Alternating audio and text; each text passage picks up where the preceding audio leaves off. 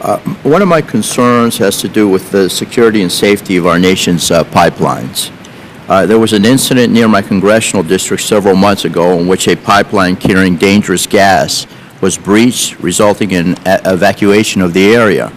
This incident and the result of the federal response raised questions about the role of TSA in pipeline security and industry compliance with the federal safety and security guidance. I have a couple questions for Mr. Hawley. Would you please explain to us how TSA assesses pipeline security threats and monitors industry compliance with federal security standards and guidance? As well, how would you characterize industry compliance with those standards? In the how do we keep them posted and how do we develop threat information and share that, that is something that we do on a daily basis. And as we identify threat information anywhere in the world, we share it with the industry. We do not, unlike some of the other areas that we regulate, have a fleet of inspectors for pipelines. So what we do is we work with best practices with industry associations and industry companies that the pipeline is a network, and having security measures that keep the network operating is the #1 priority. And then individual security plans all along the way are things that we work with them on best practices and then go out and do audits of whether or not they're complying with them. And in the audits that we've done, we found very good compliance and a willingness to change as need be. Okay, again for Mr. Hawley. In your written testimony, you mentioned that the TSA has reviewed company adoption of pipeline security guidelines and developed a best security practices document based on the observations throughout the industry.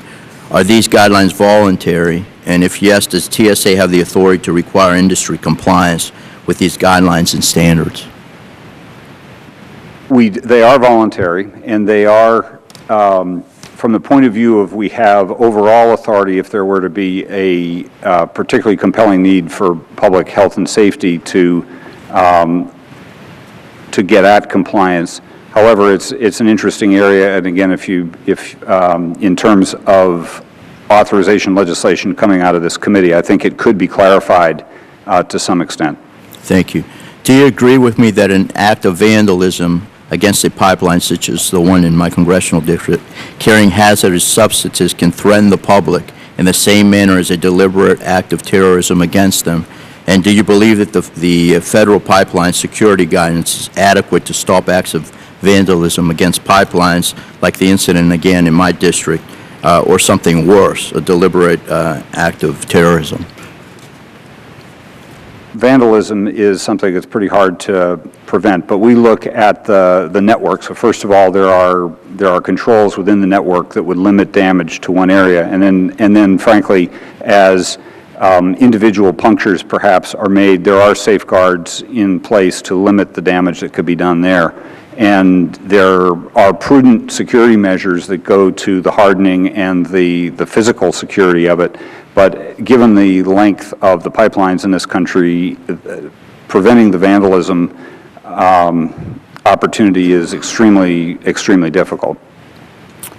Are there clear roles and responsibilities for TSA and DOT regarding preparing for and responding to pipeline safety and security incidents? Yes, we have a MOU between us, and that's written down and signed. Okay, how does TSA differentiate between a security-related pipeline breach and a safety-related pipeline incident? We have those issues across the board with DOT, and we have agreements that define them, but essentially it is on a security threat. We have to share equally back and forth because first you may not know, but it is principally at the intel level, at the kinds of regulatory things that we come out with or recommended practices that we come out with that would get at a security breach that may not be addressed by a safety breach. In other words, willful intent versus act of God. Thank you. Madam Chair, one more question. The 9/11 bill included a requirement for TSA to visit the top 100 most critical pipeline facilities in the United States, 6 of which are in Florida. Does the fiscal year 2009 budget request provide sufficient funding to develop and implement the required strategy to review the security plans of pipeline operators and actually carry out inspections to ensure their adherence to existing federal security guidance? I don't know, but I'll have to get back to you on that. Okay, Thank you. thank you very much.